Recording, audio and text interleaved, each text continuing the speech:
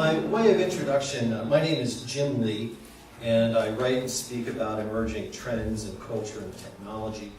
I also run a boutique investment advisory firm here in Wilmington. And what I've found over the years is that there are really two types of smart people, okay? So smart people ask all the right questions, they go to good schools, they get the right jobs, and then go on to have successful lives.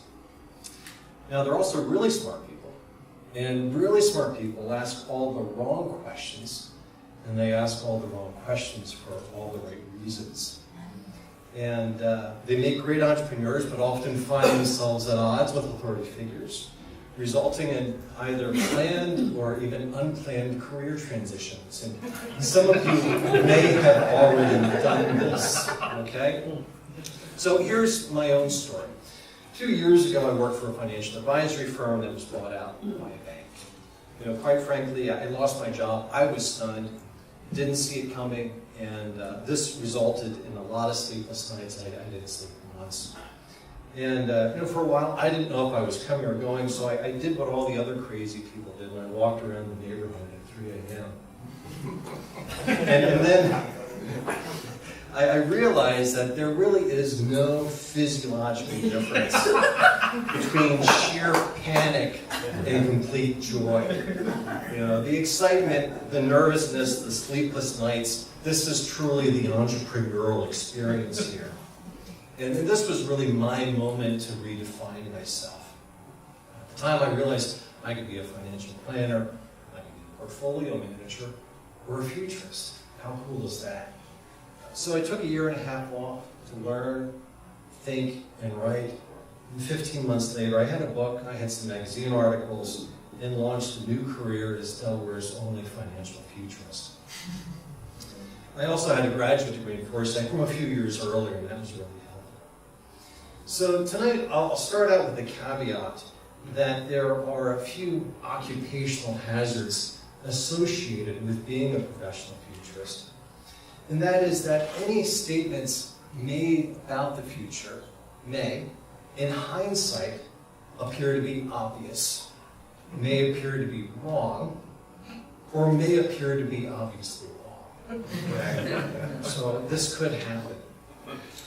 Because the first thing that you learn as a futurist is that there is no single monolithic event called the future. Okay, it's not this singular, unchangeable thing. And to a certain extent, to be quite honest, we're just all making it up as we go along. We all have personal choices that we can make, and with the internet, we have more information, more choices to make than ever before. It's really more useful to think about the future as a type of decision tree. And there are a lot of different signals that we can follow, and clearly some decisions are easier to make than others. But we always have the ability to branch out and do something different. So strategic foresight is about using what we know about the future to make better decisions today. And what I try to do is extend my vision forward out to some of these branches and think about where they might take us. And today we're going to talk about how the landscape for jobs is changing and why reinvention in particular is becoming an essential career skill. So the easiest thing to predict is demographics, and this has all kinds of different implications for us. Trend one is gray boom. Okay, so the first wave of baby boomers is now hitting the age of 70, and will soon be taking out minimum required distributions from their IRA accounts. And this is really interesting because boomers aren't necessarily retiring, and they're not aging in any traditional sense. Boomers are staying more active and more engaged than anyone expected. When I go mountain biking and I hit the trails, I see far more active 50 and 60-year-olds than I do 20-year-olds on the trails. And if you've ever participated in a marathon, you've probably seen the same thing. So this extended productivity has some surprising implications, in that boomers are unintentionally creating a more entrepreneurial culture here in the U.S. And the reason behind that is because boomers are staying in positions of authority for far longer than anyone expected. Members of Generation X are hitting a concrete ceiling in many cases in their own professional advancement. And as a result, Gen Xers are leaving the organized workforce for smaller companies where they can obtain greater responsibilities. This is leading to what I call a donut hole of organizational knowledge. We've got boomers that know a lot. We've got the very experienced. We have the very inexperienced. And we have very little in between. And this is going to create a lot of organizational amnesia within the next few years unless we fill that gap. So half of all Americans born today will eventually celebrate their 100th birthday. And there are a few implications of this as well. One implication is that we'll all be spending more time during each stage of our life. We'll be stretching out childhood, adolescence, middle age, and also old age. My wife, Stephanie, is a physician, and she spent the first 30 years of her life in school before she got her first full-time job. And now she does great at it. The irony here is that while human longevity continues to grow, we're all living longer, that organizational longevity is declining rapidly. So back in the 1960s, the lifetime of a company on the S&P 500 was somewhere between 50 and 60 years. By 2010, corporate life expectancy was halved and declining rapidly. Blue chip companies are only listed now on the S&P 500 for an average of 15 years before they burn out or get bought out or die out. Meanwhile, the average millennial is expecting to stay with his or her present employer for an average of just 3 years. So this idea of working for a single organization for the course of your lifetime is kind of gone at this point. It's not going to work well if you need to work for 40 years and your employer is only going to be around for another 10. Right? And we all need to be ready for when shift hits the fan. So, fortune favors the flexible. And we're learning how to periodically reinvent ourselves, and reinvention is becoming an essential survival skill. We all get a do-over, and we all get to do something else, sometimes several times over the course of our career. So as a result, we really need to rethink how we do retirement planning. There are some really terrific tax incentives in place right now for people to save money in retirement accounts of various types. But unfortunately, you generally can't touch those assets until the age of 59 and a half. What I'm seeing as a financial planner is that people are often financially unprepared for the planned and the unplanned transitions that they need to make earlier in their careers. Most people simply don't have the flexibility to take a year or two off like I did, without a paycheck, and go back to school or start a business. And we all need to prepare better for that. So the second trend that I'm seeing is a rethinking of career patterns and paradigms. So back in the day, a career used to be a ladder of opportunities within a single organization. And for the post-war generation, the concept of lifetime employment was a perfectly reasonable expectation. My father, for example, worked 33 years at DuPont as a research scientist out at the experimental station.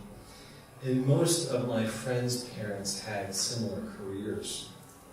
Over time, they were gradually promoted and moved up the career ladder, and at worst, they would get stuck somewhere, but they never fell off the ladder, okay? Now, the boomers had a somewhat different career trajectory. They still managed to have a single career, but it more closely resembled a trellis than it did a ladder. So what they would do is they would work for an employer for 5 or 10 years.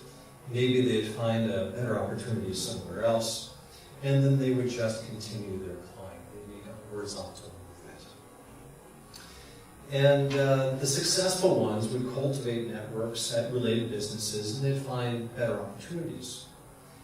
And this is actually part of the reason why companies have actually cut back on employee training in the last few years. That's because they didn't want to invest time and money to train their future competitors, right? So professional development is now largely the responsibility of individual employees. In this environment, the ability to learn is becoming something of a survival skill. Education never stops, and the line between working and learning is becoming increasingly blurred. So the career pattern of today more closely resembles what I would refer to as a patchwork crazy quilt. And this is what happens when people attempt to stitch together multiple work opportunities in a way that's flexible and covers their needs. Sometimes these career elements match, sometimes they don't. Right now, about a third of the workforce is either self-employed, subcontracting, part-time, or seasonal. And this means that we have a whole lot more people living now on a variable income. And it's difficult to manage significant, regular fixed expenses when your income changes from month to month. And this is part of the reason when millennials are putting off the purchase of a car or a house.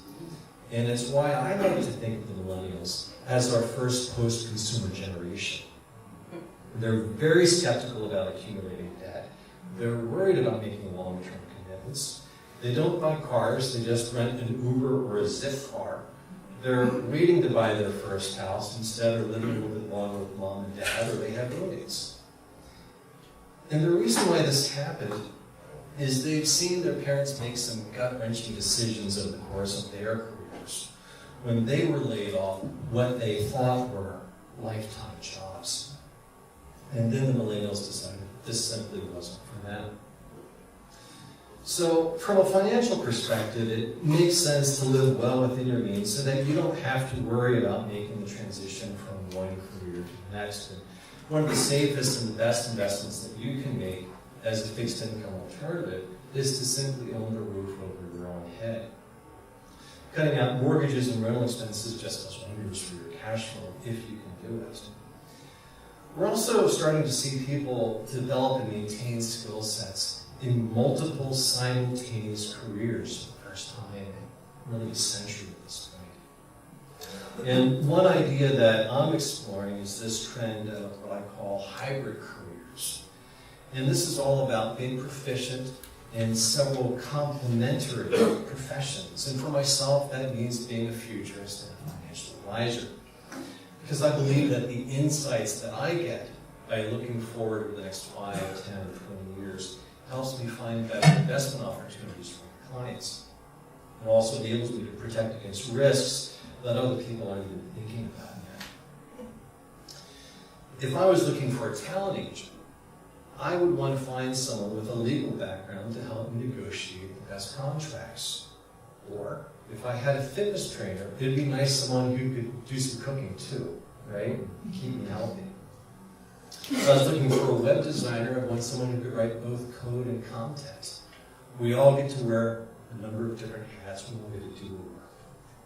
So an alternative to this, of course, is being able to cultivate or develop a team of professionals that are simply great at what they do.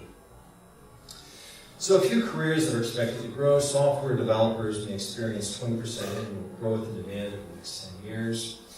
Coding school might be a great investment also, and often costs far less than getting a degree in business.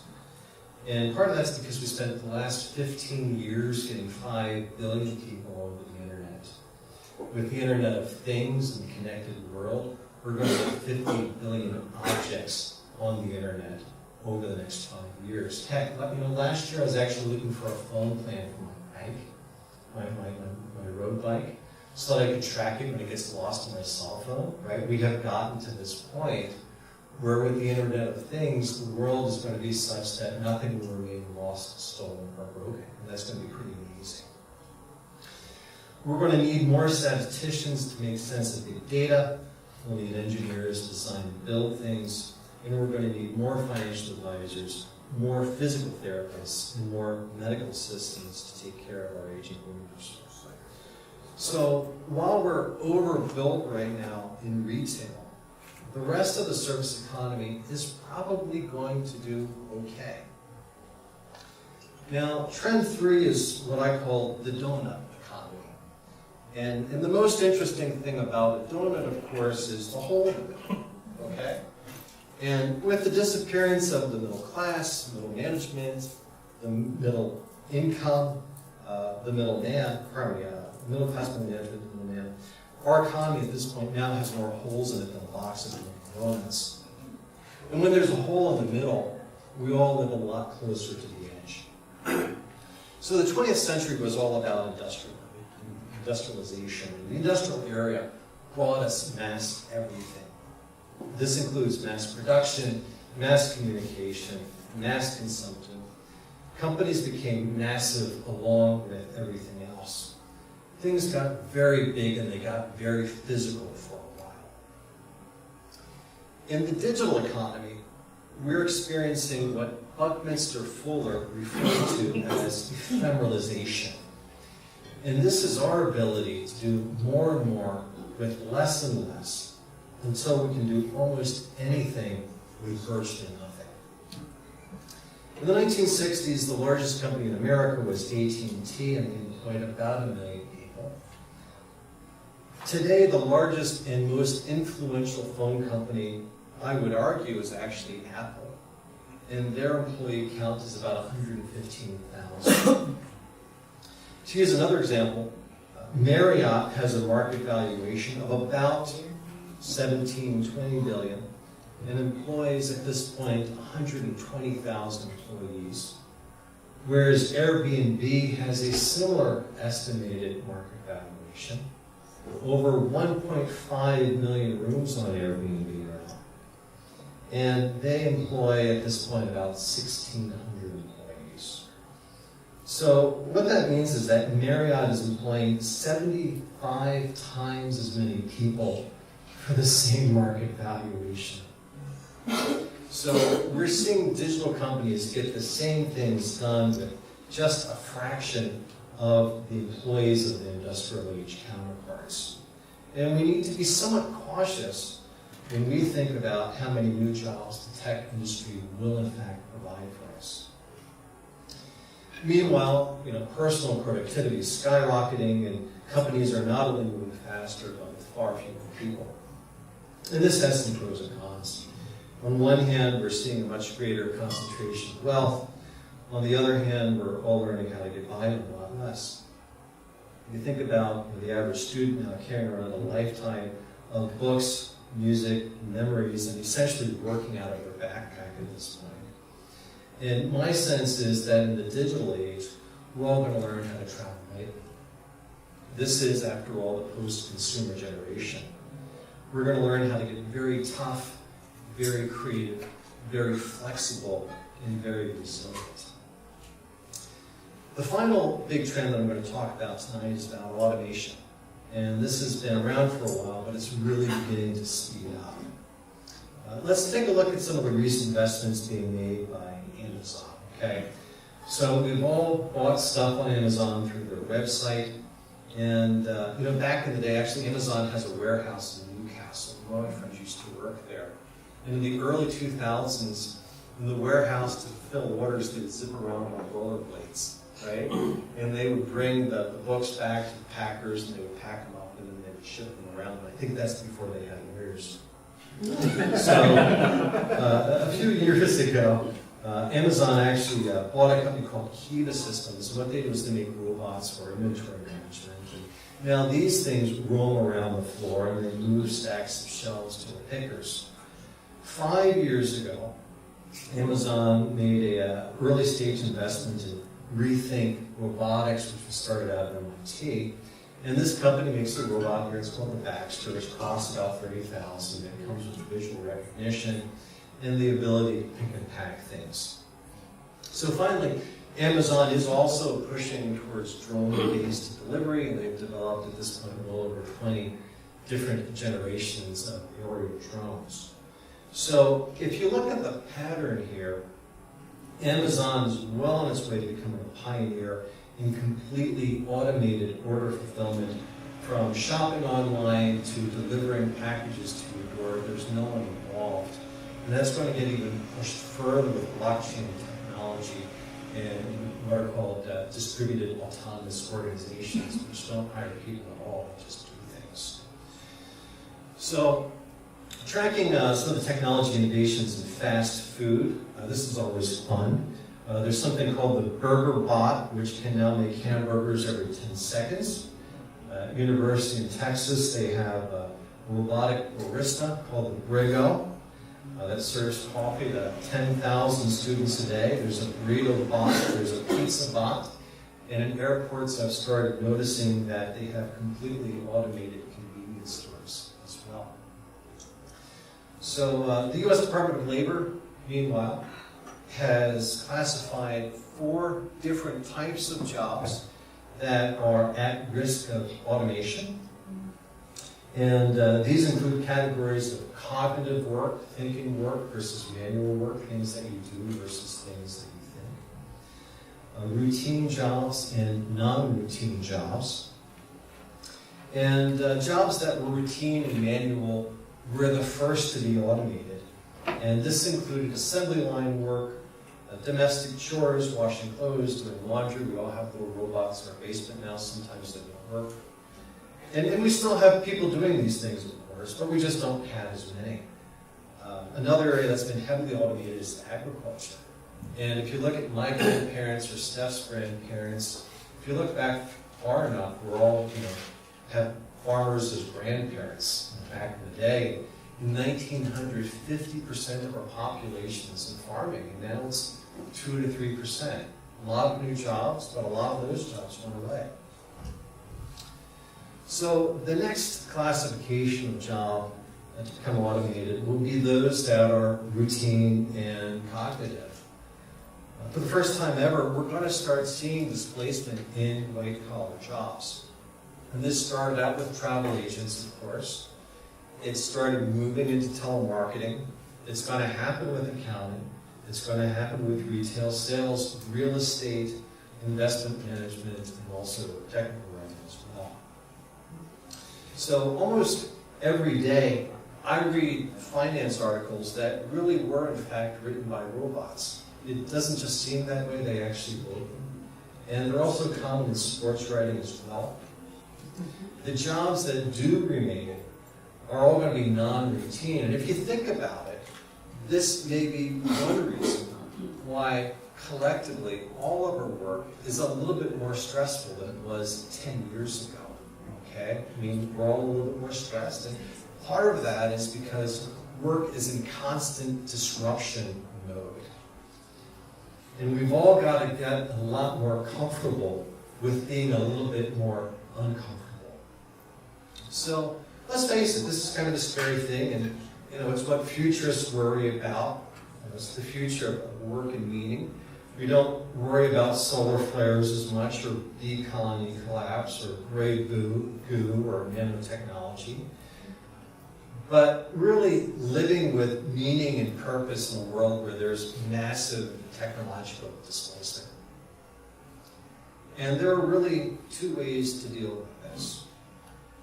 The first is to get more comfortable with technology and to learn how to use it to your advantage.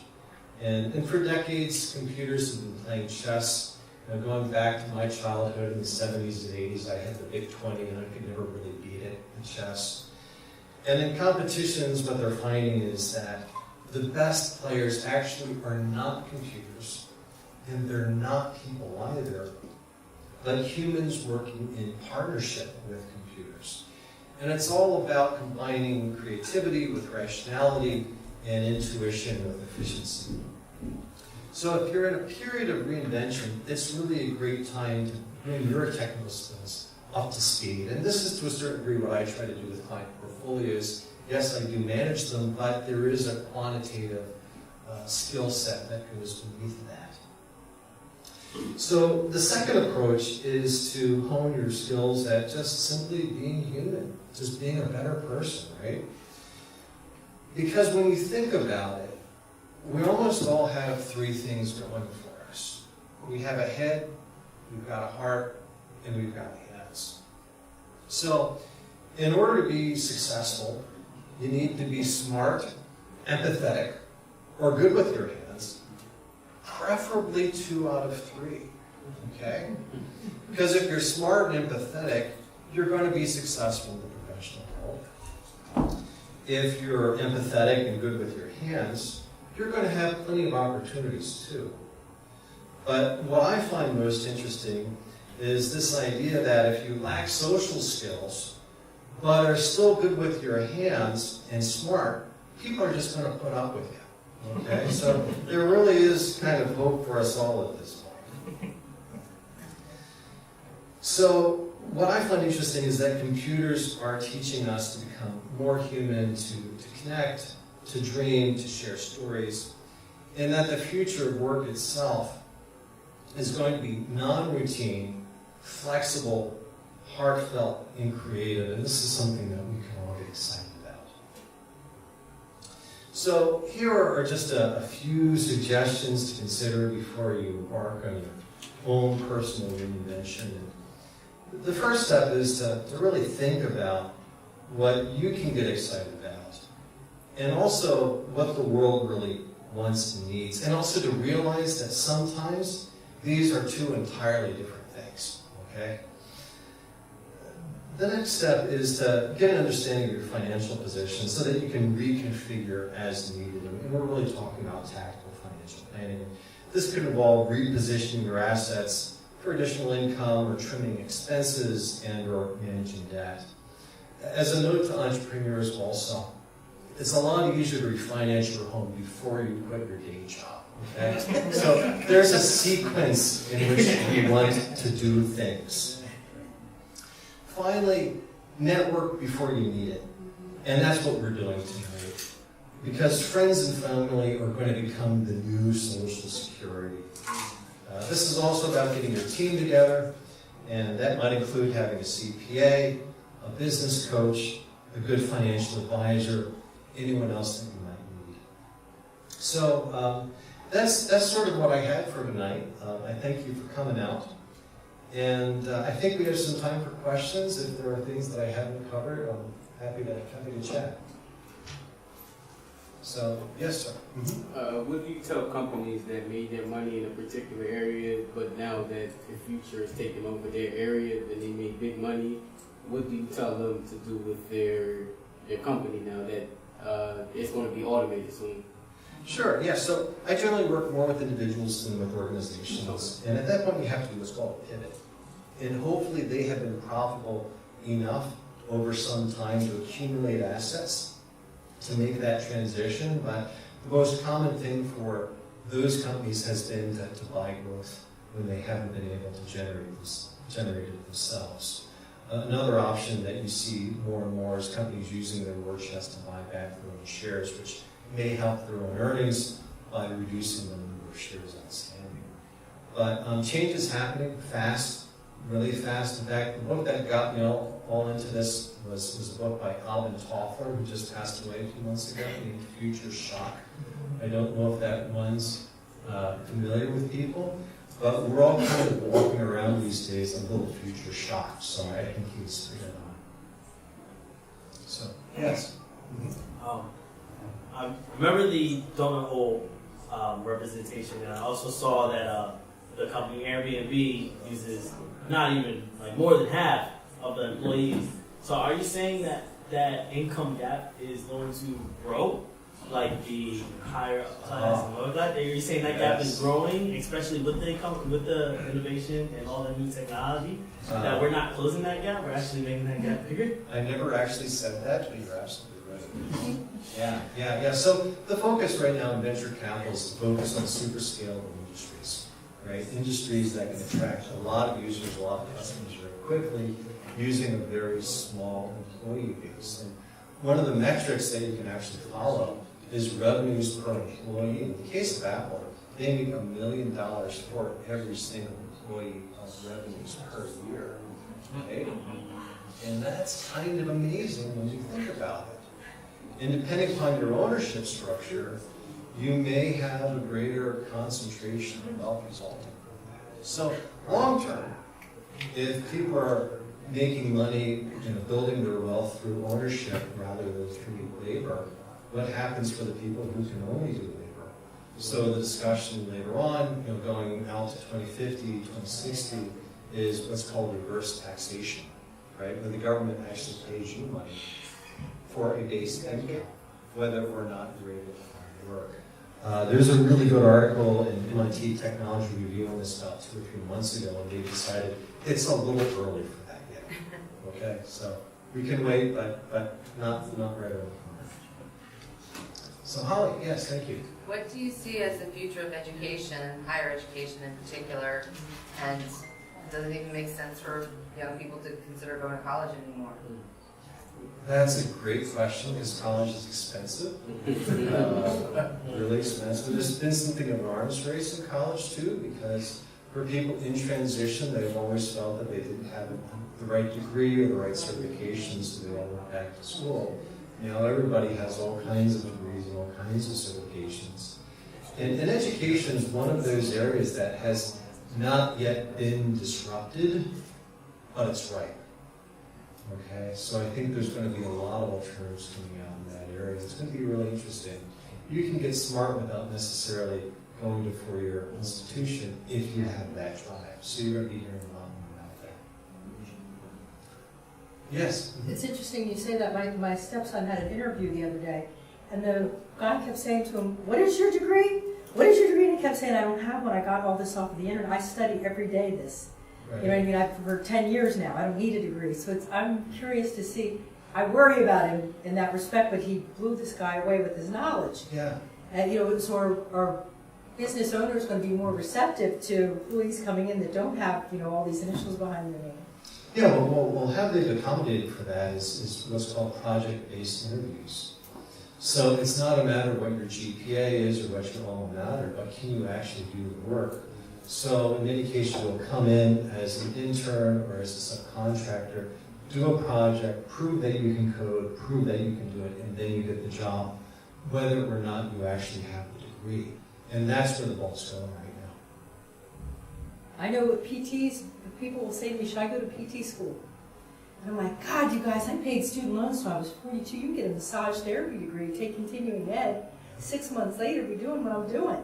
You know what I mean? I can't say that I can encourage you to go to college. You'll be paying for it forever. It's not, you can probably make the same amount of money, actually even cash. So it is really changing. Yeah, I mean, knowledge is every bit as important, if not more important, than it has ever been in the past. But the means of acquiring knowledge is changing rapidly. Yeah. Yes? One of the things I've noticed that's consistent with the trend with income inequality is what I'll just describe as social acrimony.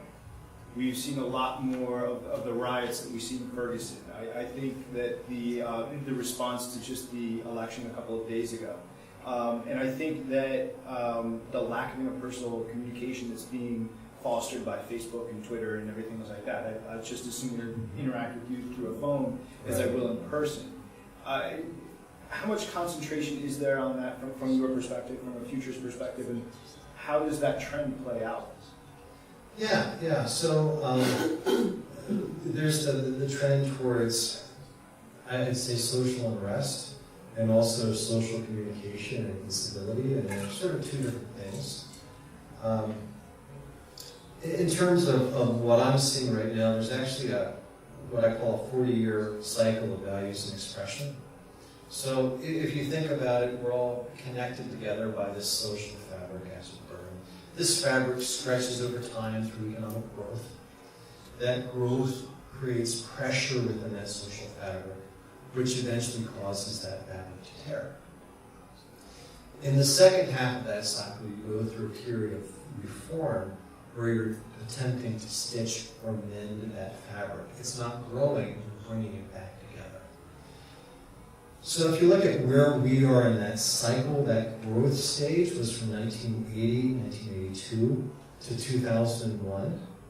And that reform period is what we're going through right now. And that's what happens during that period. You shed a lot of light in a lot of dark places. People are generally not really happy, but you do make genuine progress on social issues, okay, which may include alternative marriage, decriminalization of substances. In the past, you've had the women's right to work, the women's right to vote, you've had the New Deal, you've had immigration. They have all occurred to this 40-year pulse and rhythm. So at this point, we're sort of doing a redo of the 1970s on social reform. People are every bit as angry as they were today as they were at Nixon back in the day, right? Prior to the 1970s, you had the social reform of the 1930s.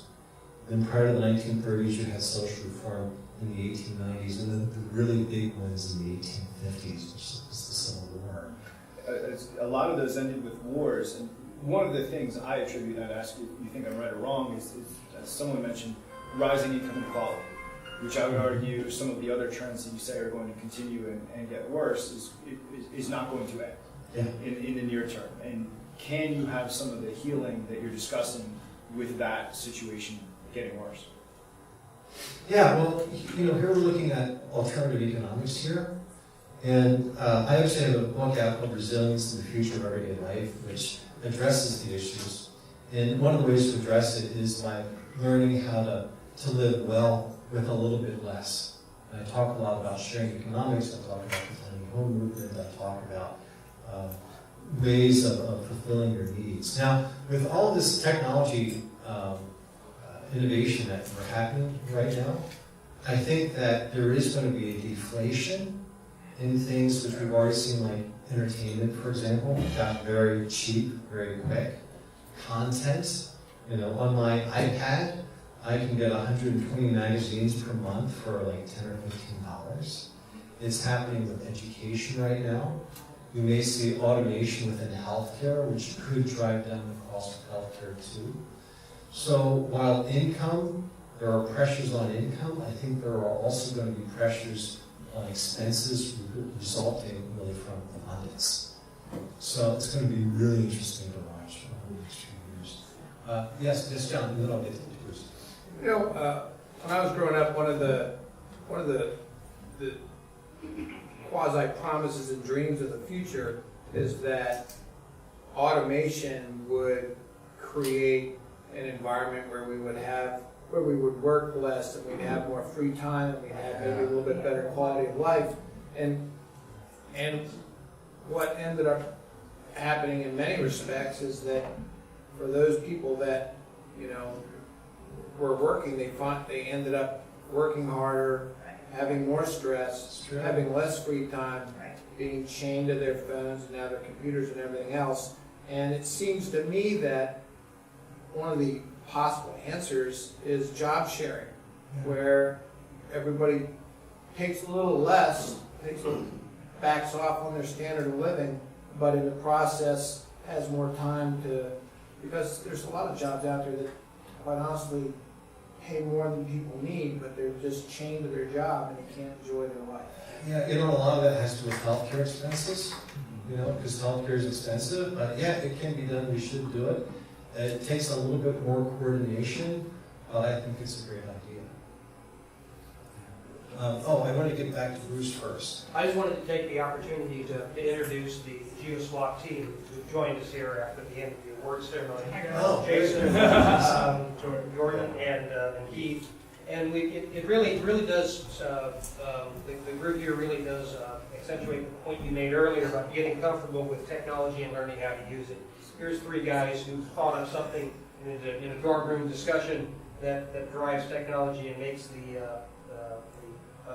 environment a little bit more accessible to all of us. So if you have any questions about GeoSwap, they're here at the end. Great. Right out of the University of Delaware. This is homegrown stuff. That's right. Thanks again. Great. Yeah, Chris. Do you see any rise coming in our future in social media for accountability for what you say? Oh, yeah. In that historically, at least the time when I grew up before social media, when you socialized with other human beings, you were always held accountable for what you said. and how you said it. And it seems like with more and more communication, person to person with social media, there's an anonymity behind the computer that you could say whatever you want to say. And you're not accountable. You know, there was safety for Seattle Seahawks, who, you know, had a bad play, and then there was an attack from the kicker's wife, and she said some things on social media that were outlandish just the other day. I'm wondering if you see any future trends in social accountability for what you say on social media. I think that's a really interesting question. When you can sit behind a mask of anonymity, you can do that, and as a result, you have online bullying, or you have a lack of social graces, as it were. You have the trolls, the internet trolls, that always seem to come out when they're hiding. I don't see a solution for that right away, but there's something to be said for having an online presence where you are in fact yourself, because people will believe you more than they would believe someone who's hiding behind a pseudonym or name. So over time, there's actually a science fiction author named Bruce Sterling who attempted to create a social currency called the Woofie, in which you could reward Woofie points or Woofie dollars to someone who was doing things that were really awesome and really interesting. And that's kind of a cool idea to explore, right? Because if you look at what could happen in a post-currency, sort of post-dollar environment, way the heck out there, who you are, what you can do, may be more important than anything else. To answer, to reference to your point, just because I felt like we have a really good answer for that with GeoSwap, the major connection that we try to make with it is around cities, around communities. The whole point is to connect with the people who are around you. So I just felt like we have a very good answer for that, in that the people who are responding to you, the people who see what you're doing, they're the people like Bruce or like Keith or like you and me. The whole point is to connect with the people who are around you. So you're not really able to troll people the same way where you can just hide behind a mask, because you can't hide behind a mask when I can literally see you right here.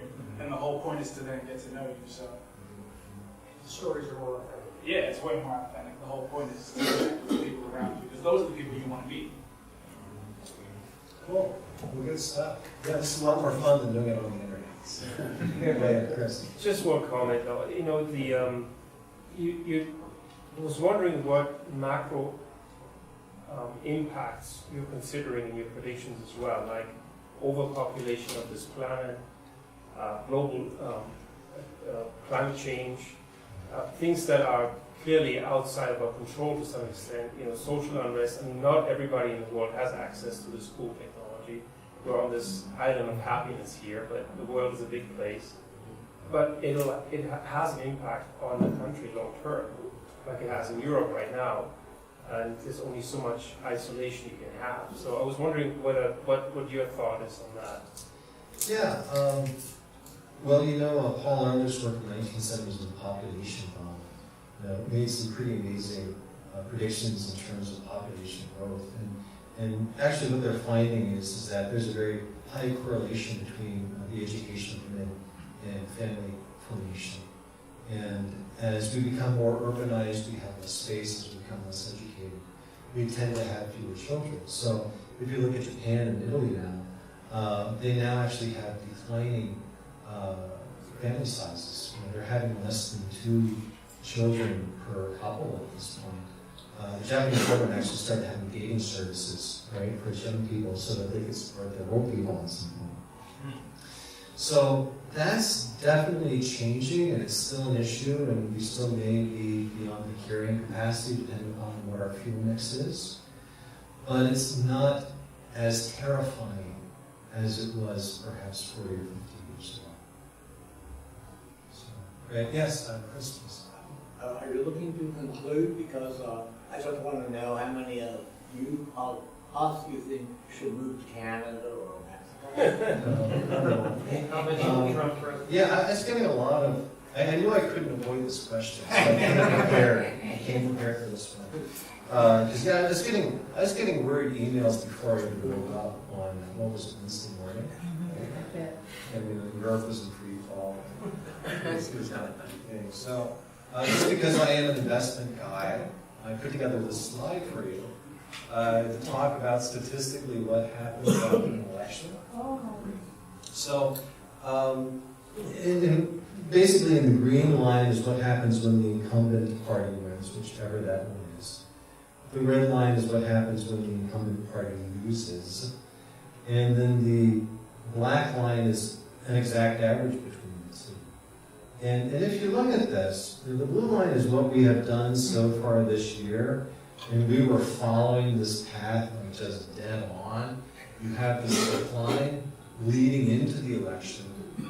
In many cases, you may have a sell-off for the first 5 business days after the election. I mean, people are worried about Trump now. When Obama was elected, the market dropped 5% the next day. Okay? So, and in hindsight, I mean, he did buy it, right? So, going forward over the next, 15, 45, 50 trading days, the statistics suggest a modest rebound for the market. The reality is that it will be very lumpy. So in the short term, we've had a big bounce in the banking stocks, big bounce in biotech and healthcare stocks. Okay, some of the technology stocks have actually pulled back in the last 2 weeks. But thank you for asking to do that with us. Very good. Well, I'll take one more question and then we'll call it a night. You mentioned healthcare and the expense. I'm lucky because I'm a consumer and a provider. So I really can get see a good handle of what's going on. Completely out of control. Total taking advantage of the American citizens beyond anything we even can comprehend. Okay. Do you see anything checking that? Is there anybody out there that can protect us from from this industry the way it's going? I will actually defer this conversation to my wife, Stephanie. Good. Please, is there any hope that we're going to get some control over this? So, not soon. There's a lot of pressure on the pharmaceuticals right now. But my to wife, stop killing people, what's the pressure on that? my wife is dealing with these questions in the day in, day out. We actually have a few physicians in this room, so I know when to stay out of the conversation. It's part of reinventing my career.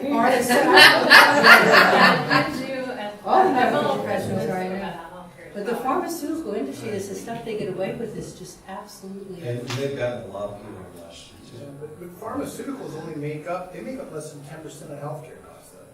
I mean, we could just get rid of them, and we'd still have a system that was. Except the illnesses that they cause, actually, I don't think you see that in the statistics. There are so many different layers, from insurance to physicians to the liability to the attorneys to the healthcare. Everybody has somebody to say on this one. So it's a tough one. So lots to talk about, and actually you get to talk about what we get to talk about. You get to decide what we get to talk about at our next gathering. I put together a survey for you here, where I have 4 topics that I would love to talk about and present, from the future of cities to frontiers in medicine, which is going to be more about longevity and so forth. We're going to talk about technology issues, or if you want to talk income strategies, investments, we can do that too. If you would kindly fill out the survey, and also if you do have interest in meeting with me to review your own financial situation, that is what I do for a living, and I'm more than happy to sit down and have a conversation. So feel free to hang out tonight for as long as you like. I think we had some really good questions here and some great conversations, which I hope will continue. As you leave, if you could pass your surveys on to Stephanie, that would be terrific. I also encourage you to partake of a lot of the other events that are happening this week. Tech Together is an all-day tech conference down at the Queen. Tons of fun. I know I'll be there. Lots of things for startups, for investors, for coders. I mean, there's really something for everyone this week. So thanks again for coming out. I appreciate it. Thank you.